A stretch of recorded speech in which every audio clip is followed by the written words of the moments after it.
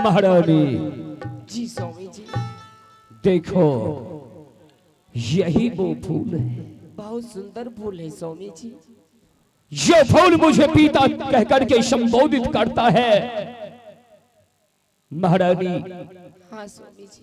मैं बैठता हूँ इसी जगह और इस फूल को तोड़ करके मेरे पास ले आओ। क्यों नहीं स्वामी जी, जाओ प्रिय। आप इसी जगह बैठ जाइए और मैं जा रही हूँ फूल तोड़ने के लिए। ए यजदीना तोरा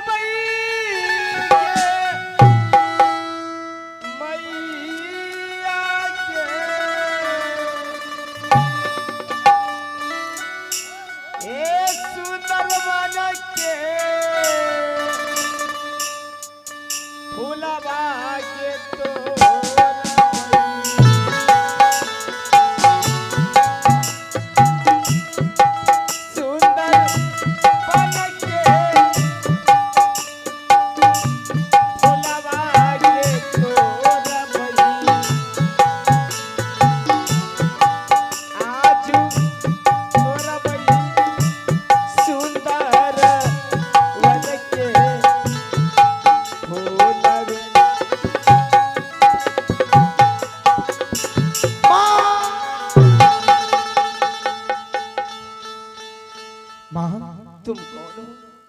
मैं आपका बेटा हूँ माँ। नहीं, तुम मेरा बेटा नहीं हो सकते। ये क्या बोल रही हो माँ? अगर तुम मेरा बेटा होता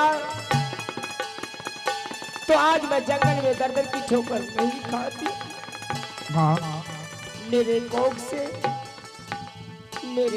से जो ईटा पत्थर जन्म लिया। नहीं माँ, नहीं, मैं तुम्हारे कोख से जन्म लिया हूँ माँ। क्या हाँ तुम मेरा बेटा? हाँ माँ, मैं तो आपका बेटा हूँ माँ। अरे तो माँ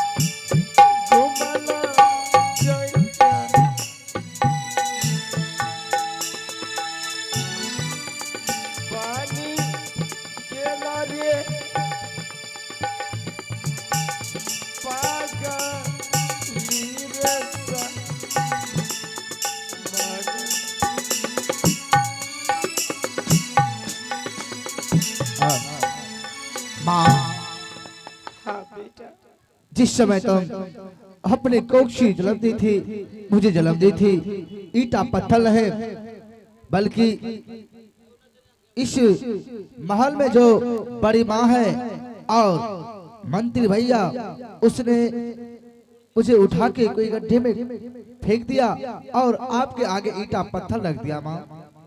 कोई बात नहीं बेटा, इस समय मैं वैसे कैसे विश्वास कर सकती हूँ। चलो तुम्हारे पिताजी जंगल में हैं, चलो तुम्हारे पिताजी से मुलाकात कराते हैं। ठीक है माँ।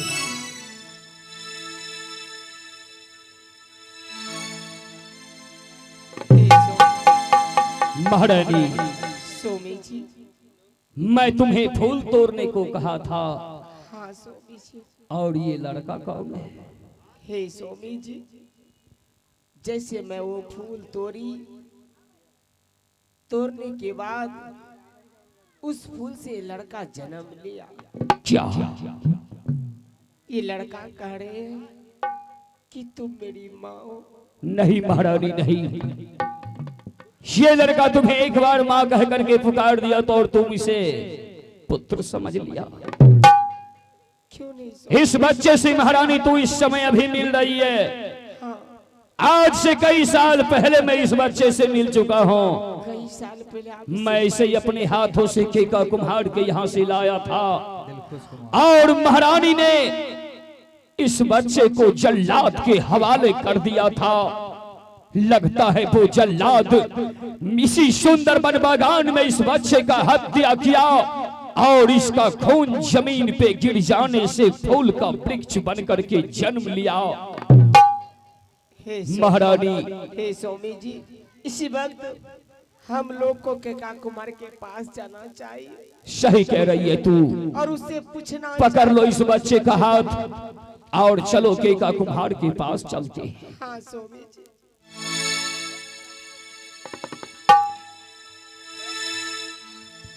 लाइट पे बैठता है तू।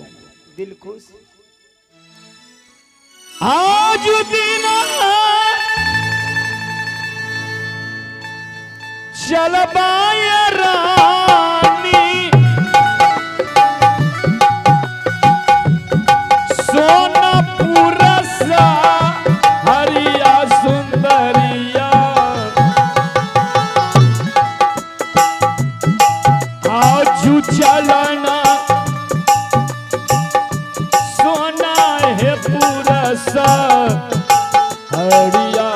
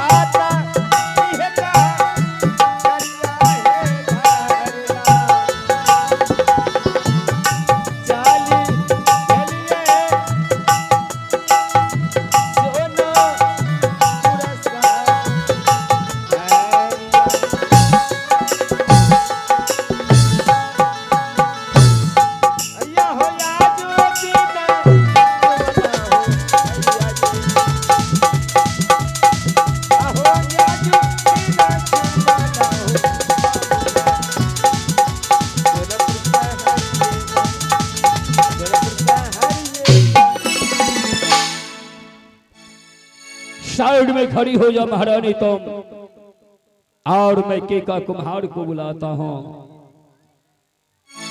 अरे ओ केका कुम्हार, आओ झोपड़ी से बाहर आओ और देखो तुमसे मिलने को कौन आया है।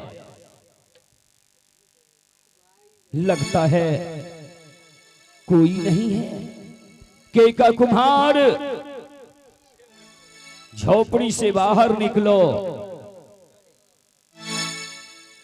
देखो आज तुम्हारे दरबार में कौन आया है जो तुमसे मिलना चाहते हैं।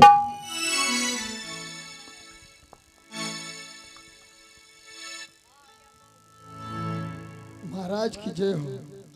जय। हे महाराज, आज आप मेरे घर पधारे हैं। केका कुम्हार, एक दिन आप आए थे, चंदन तुम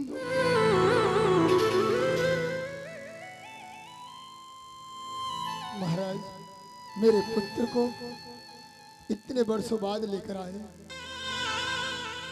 हाँ केका कुम्हार, लेकिन मैं तुमसे कुछ कहना चाहता हूं। क्या कहना चाहते हैं महाराज? झूठ मत बोलना, बता इस बच्चे का जन्म तुम्हारे कुम्हेनिया के गोत्र से हुआ है या तू इसे कहीं से लाया है? हे महाराज, अगर आप पूछ रहे हैं तो केका पंडित आपको सत्य ही बताएंगे। मेरी धर्म पत्नी की कोख से चंदन कुमार का जन्म नहीं हुआ। क्या? एक दिन की बात है महाराज, हम दोनों पति पत्नी गड्ढा में मिट्टी लाने के लिए गया था। जिस गड्ढा से मैं नित्य दिन लाया करता था, सुबह सुबह जैसे पहुंचा, वहां देखा मेरे ही गड्ढे में ये बच्चा कपड़े से लिपटे हुए हैं और चिल्ला रहे हैं। क्या? जी महाराज, मैं अपने गड्ढे से इसे उठा कर लाया हूँ, पोस पाल कर बड़ा किया ताकि मेरा बुढ़ापे का सहारा हो। महाराज, मुझे भी तो कोई संतान नहीं था। मैं सोचा भगवान मुझे संतान दिया है, इस बच्चे को अगर पोस पाल करके बड़ा करूंगा मेरा बुढ़ापा का सहारा मिलेगा। केका कुम्हार राज्य में रहने वाले प्रजाओं सब कोई जान गए थे कि राजा सोना सिंह की हवेली में बच्चे की जगह ईंट और पत्थर का जन्म हुआ था। महाराज, आपका कहने का मतलब मैं समझा नहीं। इसका मतलब इस बच्चे का जन्म मेरे हवेली में हुआ। क्या? और ये बच्चा तुम्हारे गड्ढे में पहुंच गया और मेरी महारानी ईंट और पत्थर की मां बन गई। केका कुम्हार, हे महाराज, इसका मतलब चंदन कुमार राजकुमार है? हाँ केका कुम्हार, मुझे भी तो मेरे बाद मेरे राज को चलाने वाले युवराज का जरूरत है,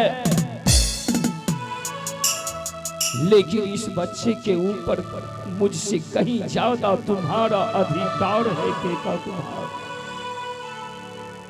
हे महाराज, आज मैं राजा सोना सिंह तुम्हारे सामने एक भिखारी बन करके हाथ फैला करके भीख मांगता है। मेरे बच्चे को मुझे सौंप दोगे? नहीं महाराज, ये क्या कर रहे हैं आप?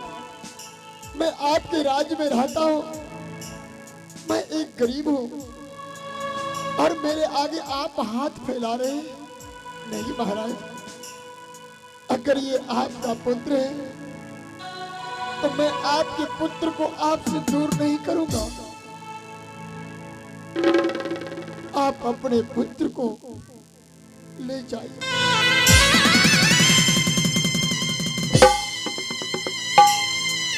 मेरा क्या है कि का पंडित सदैव निपुत्र था और निपुत्र रहेगा।